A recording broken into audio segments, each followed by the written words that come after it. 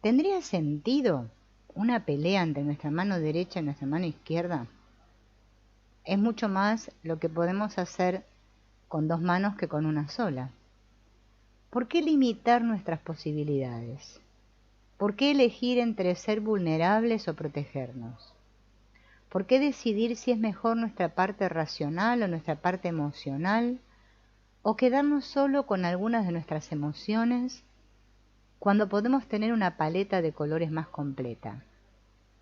Sin embargo, muchas veces actuamos así, sin darnos cuenta de que esto no solo es contraproducente para nosotros, sino que además es imposible. No podemos anular una parte de nosotros mismos, precisamente porque esta ahí es nuestra. Los intentos de apartar, rechazar, evitar, enterrar, anestesiar un aspecto de quienes somos suelen llevar paradójicamente a lo contrario de lo que buscamos.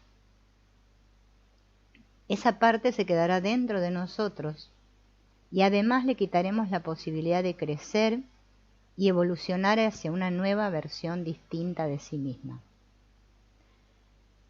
Seguirá funcionando rígidamente desde los patrones antiguos, nos seguiremos bloqueando ante circunstancias que sería esperable que pudiésemos manejar sin problemas, y es solo a través de recuperar cada elemento de quienes somos, desbloquearlos y dejarlos evolucionar, cómo conseguiremos el cambio que buscamos. Este rechazo hacia algunos aspectos de nuestra personalidad tiene generalmente su origen en la historia de nuestras relaciones significativas. Nosotros nos miramos a nosotros mismos como nos miraron, como fuimos mirados por otros. Una vez que interiorizamos esa mirada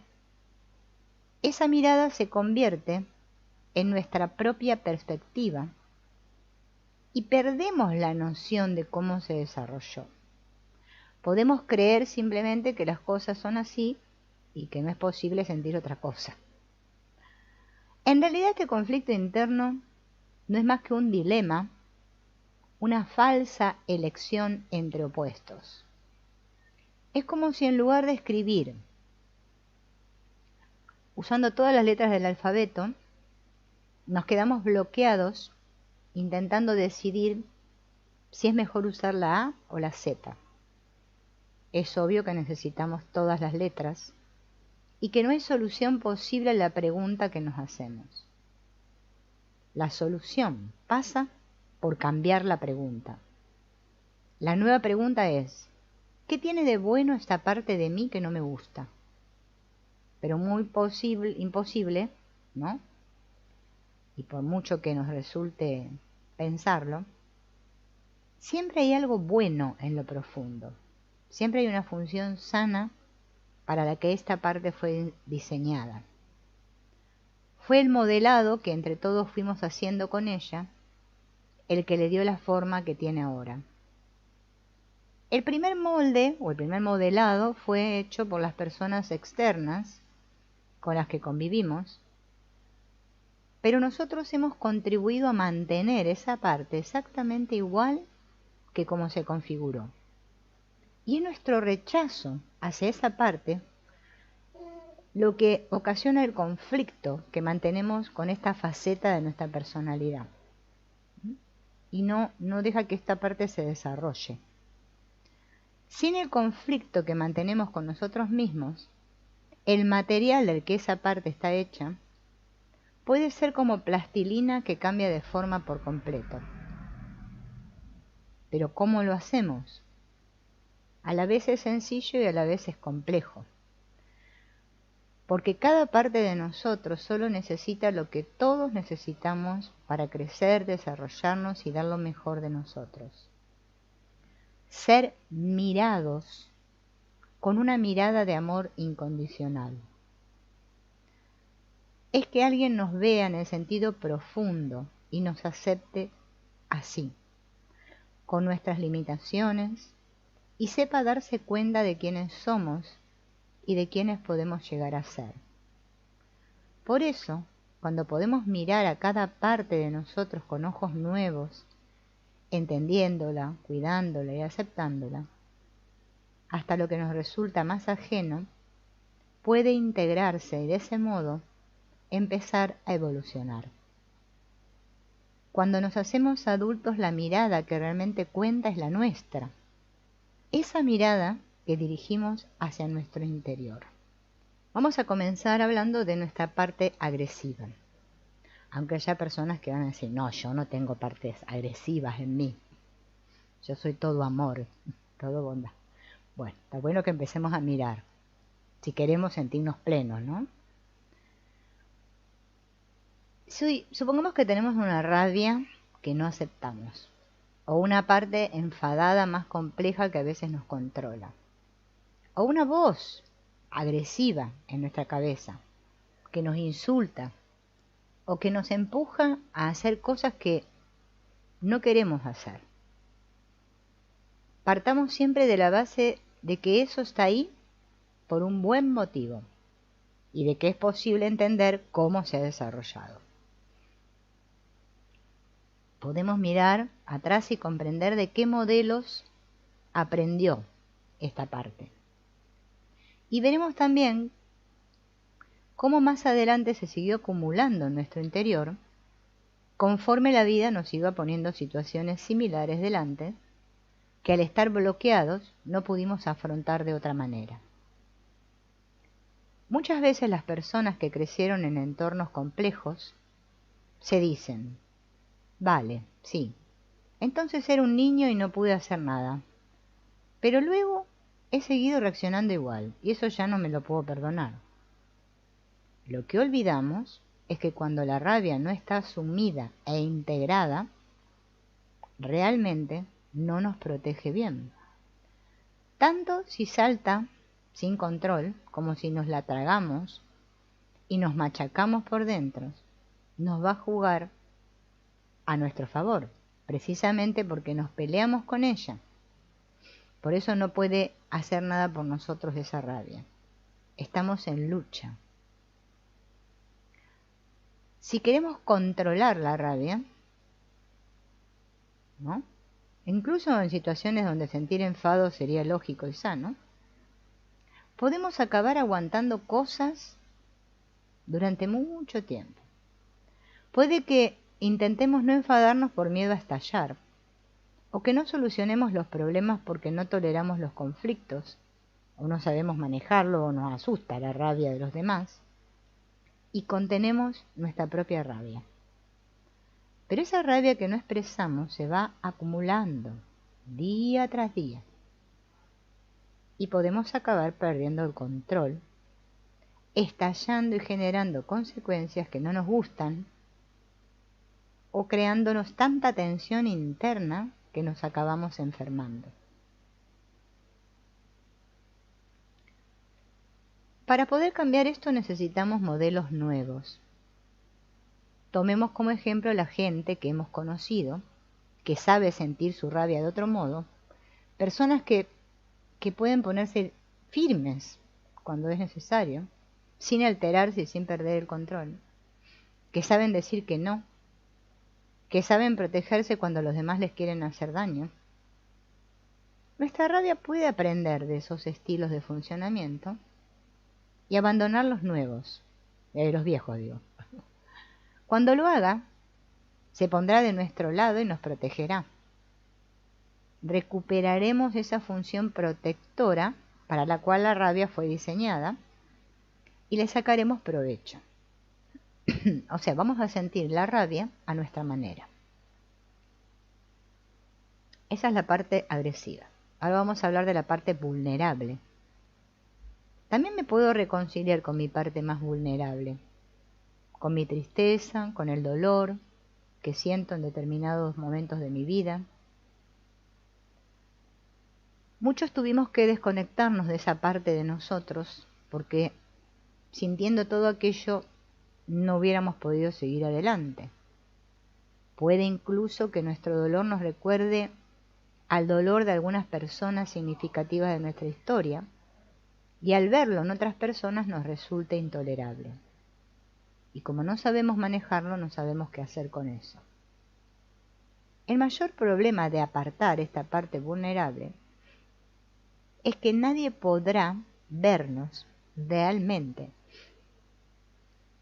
No podremos conectar de verdad con los demás. No me puedo conectar con esa parte vulnerable. ¿Por qué? ¿Qué me están diciendo acá? Que si yo no la sigo apartando de mí, nadie me va a poder ver realmente. No puedo conectar realmente con nosotros. Y aunque nos digamos que es mejor así, que si no dejamos que nadie nos vea de verdad, si no establecemos lazos profundos, nadie nos podrá volver a hacer daño, lo cierto es que nos estamos haciendo daño mucho más grande a nosotros mismos, de ese que nos han hecho los demás. Nos estamos ahogando dentro de los muros que hemos construido para protegernos. De todas las experiencias que puede vivir una persona, la más destructiva es, sin duda, que las personas importantes de nuestra vida no supieran sintonizar con nosotros, entender nuestras necesidades. La falta de conexión es el peor de los daños. Podemos acabar haciéndonos internamente algo similar, o sea, desconectándonos de nosotros mismos inclusive. Vamos a tomar una referencia del exterior saludable, porque hay personas que se vinculan aún sabiendo que aquellos con los que establecemos lazos afectivos pueden decepcionarnos. Asumen el dolor que a veces viene con las cosas que la vida nos va poniendo delante. Es cierto que si nuestro entorno ha sido problemático, no habremos tenido muchos modelos de este tipo para que nos sirvan de referencia, pero si nos fijamos bien, vamos a encontrar algún ejemplo entre alguna persona de las que conocemos. Y de ellos podemos partir para reformular nuestro modo de funcionar y aprender justamente cómo integrar esta parte vulnerable, ¿no? Y dejar de apartarla de nosotros. Entonces hablamos de nuestra parte agresiva, de nuestra parte vulnerable, y ahora vamos a hablar de nuestra parte cuidadora. Parece ser que cuando los vínculos en la infancia son desorganizados, los niños tratan de sentir algún control en las reacciones, porque éstas no son seguras. Entonces se vuelven agresivos con sus cuidadores. O, si no, se centran en cuidar de quienes los cuidan. Esto es muy común cuando las personas que los cuidan están enfermas, ansiosas o deprimidas de modo continuado, y esas personas no pueden atender a las necesidades de los hijos, ¿no? Entonces los hijos se preocupan por los padres. Y resulta que estos niños después siguen vinculándose desde el cuidado y proyectando el mismo esquema en la mayor parte de sus relaciones. Siempre son los que cuidan. O sea que tenemos una parte cuidadora si hacemos eso. Entonces volcamos toda nuestra atención en los demás y prestamos poca atención a nuestras necesidades. Nos sentimos más cómodos cuidando que siendo cuidados. Y aunque en el fondo de nosotros siga vivo el anhelo, de todo ese anhelo de todo niño, de ser querido, aprobado, este cariño y atención difícilmente llegan, porque tendemos a rodearnos de personas que encajan con nuestro rol de cuidador y los demás tienden más bien a dejarse cuidar, ¿sí? Y son demandantes con nosotros, nos reclaman atención. Y también sucede que si alguien trata de ayudarnos o cuidarnos, nosotros renunciamos a que nos cuiden porque ya estamos acostumbrados a que nosotros somos los que cuidamos. Nos sentimos incómodos y no nos permitimos que nos cuiden. El problema de que los vínculos se establezcan a partir del cuidado es que esta no es una relación satisfactoria, aunque puede parecer, sino un sucedáneo de una conexión realmente sana con los demás. Al no haber tenido un vínculo de apego sano, no podemos interiorizar un patrón de autorregulación y autocuidado que nos permita ser autónomos en la relación con los demás, y sentimos que si dejamos de cuidar, nos vamos a quedar sin nada.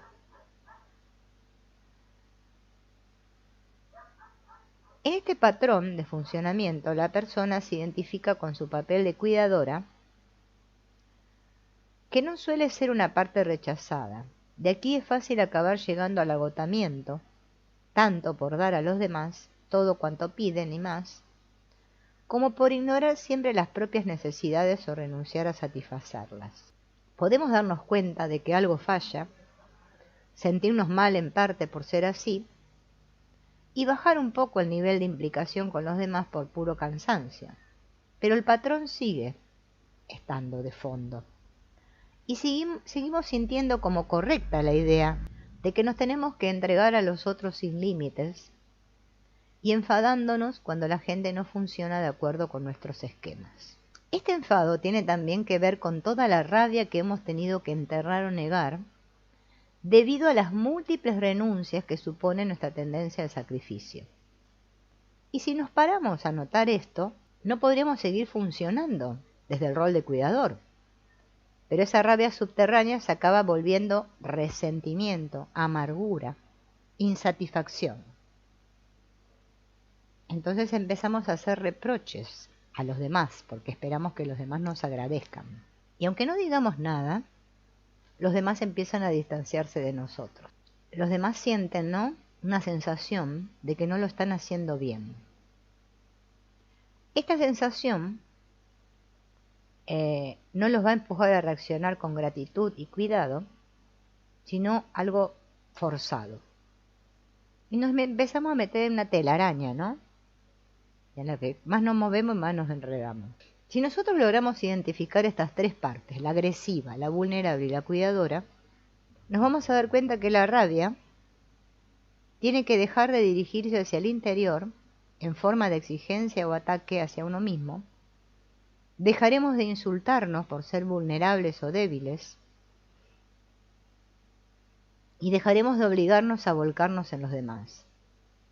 Esta rabia girará hacia afuera para cumplir su función de protegernos de los que nos quieren hacer daño y de pelear por lo que necesitamos.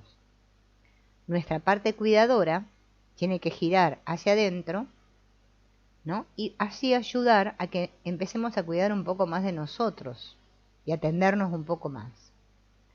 De este modo el dolor se irá atenuando, la sensación de carencia emocional irá disminuyendo y podemos prevenir futuros daños.